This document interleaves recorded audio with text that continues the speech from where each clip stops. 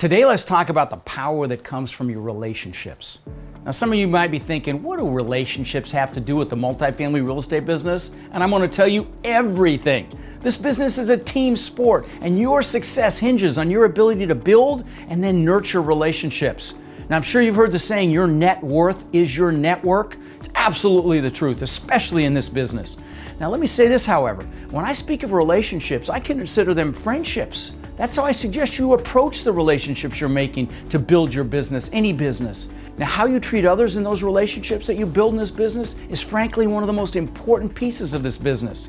If you focus on building deep relationships or friendships with all the various people that you'll need to succeed in this business, your success is all but inevitable. People need to know that you truly care about them. When they do, they're going to walk through fire for you. So how do you create these incredible relationships? You focus on adding value in any way that you can. The people in this world that add the most value are the ones that become the most successful. But let's back up for a minute. Let's say you struggle with networking and getting out there and meeting people. You don't love it. Let me give you some tips and some suggestions because again, all you're doing is building friendships. And that's how you should treat this. So again, for those of you that struggle with this, here's what I suggest. First thing is preparation. For example, in the book, How to Win Friends and Influence People from Dale Carnegie, you learn that people love others that take a genuine interest in them. So how do you reflect that genuine interest? By asking them questions. So those of you that struggle in social settings to start a conversation, I suggest you create a list of questions that you either memorize or you keep on a card. And that's the most awkward part of the conversation is just saying hello. Now, I'm going to tell you that I struggled with this for years because I was so introverted and so afraid of rejection. And finally, I just pushed myself. I just walk up to someone and hold out my hand and say, "Hi, I'm Khleif. I don't think we've met."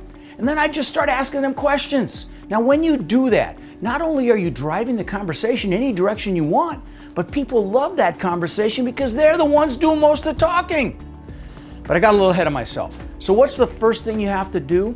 When you're starting a friendship or relationship, you build rapport with that person when you meet them. Everything starts with rapport. So how do you build rapport? One of the easiest ways is to find things in common. Find commonality. Talk about something in the room or clothing or pet or sports team, anything that you connect with them on. Maybe it's where they're from or where you're from or why they're there. But you look for things that you have in common. Now, of course, you can also find that commonality through questions. But remember, that rapport is critical. And know this very important point. Whenever two people are in rapport, whoever of the two has the most confidence and certainty about the subject matter being discussed will always influence the other person. So, back to building those relationships. Always be looking for ways to add value to other people. Some of the most successful networkers on the planet are the ones I call super networkers. They're the people that actually connect people together. So whenever you meet somebody, if you ask enough questions and you find out what their needs are, you can possibly align them with someone that helps them with those needs. And then you're a hero.